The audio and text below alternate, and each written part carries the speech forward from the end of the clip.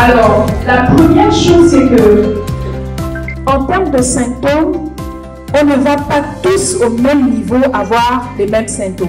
Donc, certains vont se retrouver dans certains symptômes et d'autres pas. La première chose que vous allez identifier, ou que du moins nous pouvons identifier, il y a le fait que l'herbe est toujours verte chez autrui. On va regarder un vendeur et puis on se dit, mais c'est un excellent vendeur, mais moi je ne peux pas le faire. Donc je vais avoir tendance à admirer ce que l'autre fait, alors que je suis capable de pouvoir le faire si je m'assieds et je me pose des bonnes questions. Deuxièmement, dans la vente, on ne peut pas être timide. Et souvent, on a peur de déranger les autres. Donc, je ne veux pas aller vers, je n'ai pas envie, peut-être que je veux le déranger, etc. On va se rendre compte que dans la force de vente ou dans la vente, il faut sortir de sa zone de confort.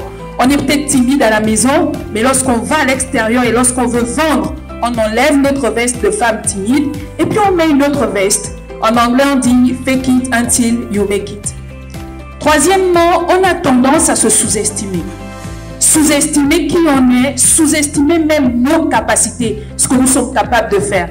Et j'aime bien cette image que j'avais vue sur Google. C'est une image, c'est un lion qui est en train de se mirer, mais il est en train de voir un chat. Donc à l'extérieur, les personnes vont nous admirer pour ce que l'on fait, mais nous-mêmes, on se sent moins que rien. Ou du moins, on peut faire face à ce sentiment d'imposteur. Ce n'est pas vraiment nous que les autres voient parce qu'on se sous-estime nous-mêmes. On a tendance à se dévaloriser.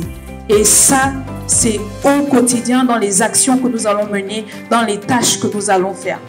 Plus loin, on se sent paralysé. Paralysé par rapport au fait qu'on ne sait pas forcément où il faut partir. Est-ce que je vais à gauche? Est-ce que je vais à droite? On a l'impression d'être à un carrefour, avec les mains liées, sans trop savoir où il faut partir. Ça, c'est un des symptômes.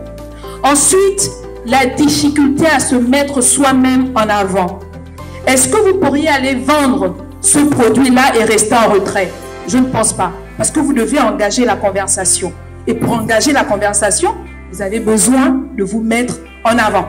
Pas vous mettre en avant de manière négative, mais pour aller communiquer, il faudrait qu'il y ait une certaine présence. Au-delà de cette présence, on a peur de sortir de sa zone de confort. Si vous voulez vendre, et si nous voulons vendre, il faut aller au culot. Il faut aller au culot.